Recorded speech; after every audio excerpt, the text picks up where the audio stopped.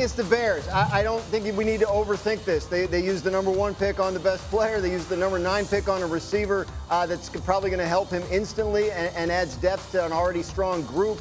I think they only made 5 picks, but there are 5 that can help them this year or in the short term. And even if they only made those first 2, they'd have been a candidate for this. Well, on the offensive lineman they took from Yale, a lot of people love as well. So you get the young quarterback, both his receiver and a little offensive line help to help him. What did you think? Hunter, gotta love that. The Bears had a lot of opportunity here to sort of set the tone in this draft. Mike T, how do you think they did? Yeah, they hit a home run. It was best case scenario. Rome Odunze may be the best receiver from this draft. Him and Caleb Williams will be electric to watch. Do I have Orlovsky yet? Has he checked? I have not heard yet from Mr. Oh, yes, he is. There he is. All right, Dan Orlovsky. Is Caleb Williams walking into the best situation of any number 1 overall quarterback you've ever seen? Ever. Absolutely. You're talking about a defense that was the number 1 ranked points per game defense in the NFL the back half of the season. I think the Chicago Bears right now have a top 10 or top 12 offensive line. I also think the Chicago Bears have a top 8 skill group in that NFC conference, and that is a far cry from what they were 2 years ago. I've said this, the kid gloves will be off Caleb Williams. The expectations have never been higher. The expectations for performance for Caleb Williams are similar to what they were for Andrew Luck coming out of Stanford. Yeah, we'll get into that a little bit later in some more detail. Meanwhile, let's go on with the superlatives.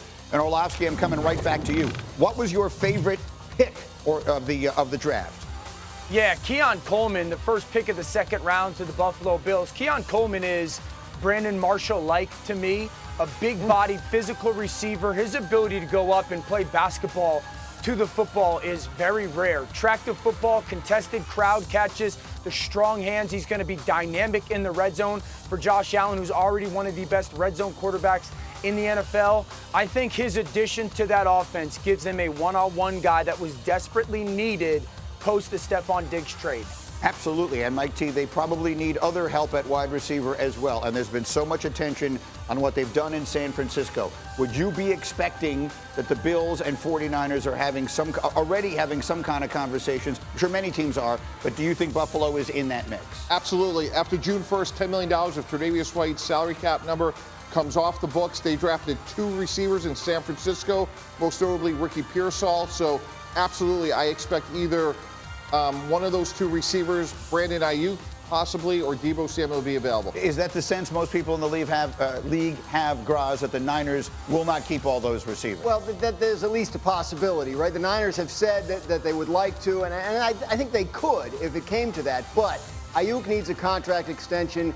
Deebo's got $21 million owed to him this year in salary. At some point, it doesn't fit. You mentioned Pearsall in the 1st round. They would expect him to contribute soon. So I think we go through the summer with Deebo and Ayuk available. I don't think they move both. Make sure everybody understands that, but I wouldn't be surprised to see one of them go. All right, and then let me give you one more, and this is almost a rhetorical question, but Mike T, what was the biggest surprise of the draft for you? It was shocking that the Atlanta Falcons took Michael Penix. It's actually, Greeny, it's inconceivable that you could give Kirk Cousins $100 million 6 weeks ago, and then with the 8th pick, not address your defense, which was 21st, rushing the passer, and take Michael Penix. It surprised a lot of people, that's for sure. And it was the talk of certainly everyone in Detroit, where I was over the weekend and through Friday and all the shows here and everything else. Raheem Morris, who is the new head coach there in Atlanta, is very well aware of all the conversation. And this was the comparison he made. I hate for it to be like the story of the draft. I know it will be. That's just how our world is based and is driven. But I can't say it gets annoying. I can't say it's annoying, no, because it's what people want to see is pique more interest. I feel like, what's Kelsey's girlfriend name? I feel like her right now, just based off. I'm Taylor Swift right now, and Terry's Kelsey, I guess. All right, that's a really interesting, and I really have no idea what to make of that analogy. I think that holds up. What's Kelsey's girlfriend name? Okay, whatever. Let's move past that. Dan Orlovsky, you're the only person I know who does not think that this was a startling decision. Explain it. Make it make sense. Well, number one, the draft is longer than 1 round. The Atlanta Falcons, and everyone's talked about their pass rush and their defensive line, went edge, defensive tackle, edge in rounds 2, 3, and 4. Number 2, when Kirk Cousins signed with the Atlanta Falcons, the overall feeling was, well, they can win their division now. That is still very much so the case. Number 3, everyone is talking like the Falcons were a pass rusher in the first round away from winning the Super Bowl. They weren't, guys. And I don't know these pass rushers inside out, like Latu and Dallas Turner. They weren't one of those guys away from beating the Detroit Lions or the San Francisco 49ers or the Los Angeles Rams or the Green Bay Packers. Everyone's talking like, oh my gosh, if they took one of those defensive guys, that this would be a shoo-in for the Super Bowl. It's not. This is still a very good football team that absolutely can contend with the division, and the addition of Michael Penix doesn't minimize that.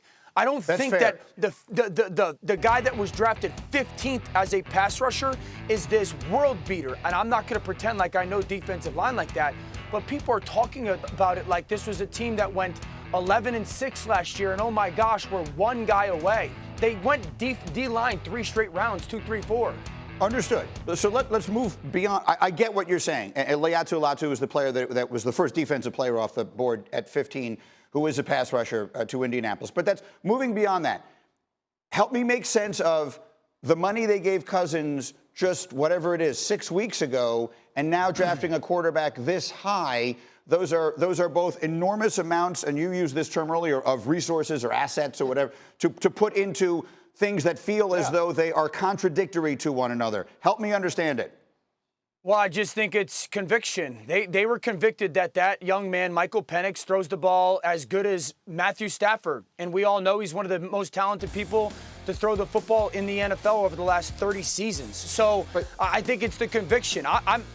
That's at least the way that it was kind of came up in my mind, type of thing in communication. Go trade for Daniel Jones. Look into Justin Herbert, whatever it may be. When we make a $100 million commitment to this player, we're taking Michael Penix off the board. If you want Michael Penix, great. Go give that money to Donnell Hunter or Jonathan Greener. Go address your pass rush and free agency. You have very precious resources in the NFL. Those are wholly inconsistent things. And in Jared Goff's case, when he got $100 million from the Rams and a year later they trade him to the Lions, Greeny, that was a performance-driven decision. This isn't. This is not a process-driven organization. There's no way in 5.5 weeks you could say we want A and then we want B. Danny, I'll come back in a minute. Let me get Graz in, though, because, I mean, I don't think anyone thought Kirk Cousins, when they signed him, was a bridge quarterback, and all of a sudden that's what they've made him. Absolutely. And if you were convicted on Kirk Cousins 6 weeks ago, then you don't draft Michael Penix at 8, right? So if it's about conviction, then you're telling me you weren't convicted on Kirk Cousins. And if you were, and Penix was so good he changed your mind, what happens if in next year's draft there's a quarterback you like better than Penix? Are you drafting him now too? And now you got all 3 on the roster? I mean, now you're just talking silly. Well, no, I'm not. That's exactly the same thing you're talking about. Why is that sillier than what just happened? Like, you're telling me that in the 6 weeks since they signed Kirk Cousins, they grew convicted on Michael Penix as a quarterback solution. That changed in that amount of time. You're telling me it can't change again in a year? The draft, more than a scouting exercise, more than a player evaluation exercise and a need-filling exercise, is a resource allocation exercise. It's a salary cap league. You need to get value from the players you take in the first and second and third rounds before you have to pay them big money. You have to. Okay. And they have put themselves in a position where they cannot possibly get maximum value out of both Kirk Cousins' contract and Michael Penix's contract. Go ahead, Danny. Final word's yours. Okay. The draft is also about talent acquisition. Now, Mike T can answer this, and this is for a different block, Greeny, but I'm throwing this out there. So I've had so many people say, how can you sign Kirk Cousins and draft Michael Penix? In my mind, the process for teams in the NFL goes, we get done with our season. We start to go through the combine, and then everybody, all hands on deck, is in free agency. We're not paying attention to the draft. We're all hands on deck free agency. Free agency gets done. Then it's all hands on deck with the draft. That's how both of those things essentially can happen, step A and step B. Yeah, Dan, even if that's the general rule of thumb, when we're making a $100 million commitment, I'm making sure the owner, the head coach, the coordinator are all on board with this decision. This is going to be our quarterback, and then we're going to build around it complementary. And then in the second or third round, if something unforeseen happens, that's great. But here's the other thing, Greeny. Here's the most important question. Quickly. Which of those two quarterbacks is going to request a trade first? Is it Kirk Cousins, who is disenfranchised, or is it Michael Penix that wants to get on the field? The draft has now come and gone. It was an incredible scene in Detroit in every possible way. Here are my top 5 takeaways from the things that happened. At number 5, not only did the New York Giants not draft a quarterback, which I thought they would and I thought they should, they were also one of 3 teams that didn't draft an offensive lineman after giving up 85 sacks last year, which was the most any team allowed in nearly 40 years. So the Giants have leaned into the areas in which they were weakest last year. They've challenged the people they have to be much better. We'll see if they are, because if they're not, I think it could be time for a lot of changes there. At number 4, I will never get over the Bills handing Xavier Worthy to Kansas City. I just don't understand it at all. Anytime an impact player demands a trade from one team, we always say, well, they wouldn't trade him within the division, or they wouldn't trade him to their arch rival. The Kansas City Chiefs are the mountain that Buffalo cannot climb, and they literally just handed them the exact thing they were missing. I find that a very curious move, regardless of what they got back. Number 3, look, everyone has already talked about this. Unless Michael Penix can rush the passer, I think the Falcons blew this beyond belief. They had the worst pass rush win rate in the NFL last season. No team in the last 3 years has had fewer sacks than they have overall. I do believe this was a team that could have deep in the playoffs kind of expectations, and I don't think addressing their quarterback need at that point the way they did is going to impact that at all. At number 2, I don't think any team addressed their biggest need better than the Eagles. The Eagles got Quinyon Mitchell from Toledo and Cooper DeJean from Iowa to play in the defensive secondary. There are some people who will tell you they were the 2 best defensive backs in the draft. Both of them fell way beyond where they had been projected to go. Now, that obviously doesn't mean that either or both of them are going to be superstars, but there were a lot of people who liked them both a lot better than where they wound up getting picked. I thought the Eagles had an outstanding first couple of nights. And then at number 1, I think the Bears got it exactly right. They took a quarterback, the one they wanted. They took a receiver who I think might wind up being as good as any player in this draft.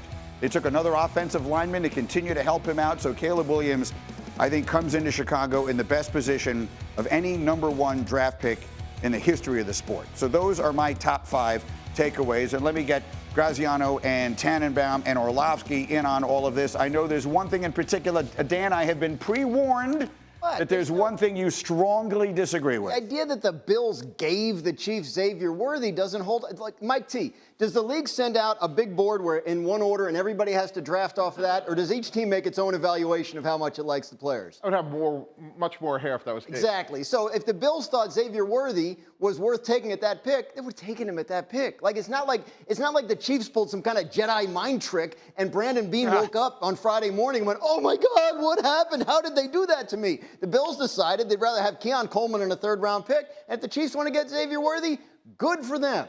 I don't know. I don't. It's not about whether, to me, it's not about whether the Bills wanted Xavier Worthy or not. Right. It's about if you're the Green Bay Packers right now, are you making a trade with the Detroit Lions and letting them get something you know they want? If it helps you. 2 years ago, If it's what's best Bill for your Belichick, team. and perhaps Bill Belichick's final move as a New England Patriot decision maker, allowed the Steelers to trade up so they could draft a lineman ahead of the Jets, because you combat the teams in your division. You don't let them get better. That's part of the exercise, it seems to me, as much as anything else. It's a secondary part of the exercise behind making your own team better, and Buffalo knew that it needed extra picks. And again, maybe their evaluation of the wide receivers was just different. Maybe Keon Coleman fit what they wanted to do better than Xavier Worthy did. I'm not saying they're right, but that's the decision they made. I think Orlovsky disagrees with me as well. Go ahead, Danny. Yeah, I totally disagree with you and completely agree with Graz. This was about the Bills making the Bills better. What's the number 1 conversation we've had about that organization and football team since the season ended? Man, they've lost so many different players, in part because of the salary cap. So getting those extra picks was it primary to making sure that Kansas City doesn't get Xavier Worthy. There's also the reality that Mike T knows this better than any of us talking, and I say it all the time, though, and again, he speaks to it. The challenge for the general manager, Brandon Beane, is you got to live in two different time frames. You have to live in the now, and you have to live in 3 years from now. And in part because Steph's contract is going to come off them next year, that's really when that team is going to make another push. Perhaps. Very quickly, to be clear, I'm not talking about Xavier Worthy or Xavier Legette, who they could have drafted, and they decided to trade back beyond. I'm talking specifically about dealing with the team that you are so desperately trying to beat. Yeah, rule of thumb is we didn't want to trade within the division, and certainly you try to avoid your competitors. With that said, Greeny, if you feel like we could get Keon Coleman in a third, it's not ideal, but I would make a trade with Kansas City. I would try to avoid it, but if that's the best opportunity. If it's the only trade that exists, then I understand, but there were 31 other teams. But if you take whoever, Coleman at 28, then Kansas City trades up to 29. They get Worthy anyway, and you didn't get your extra pick. You've got to run your own draft, not theirs. Okay.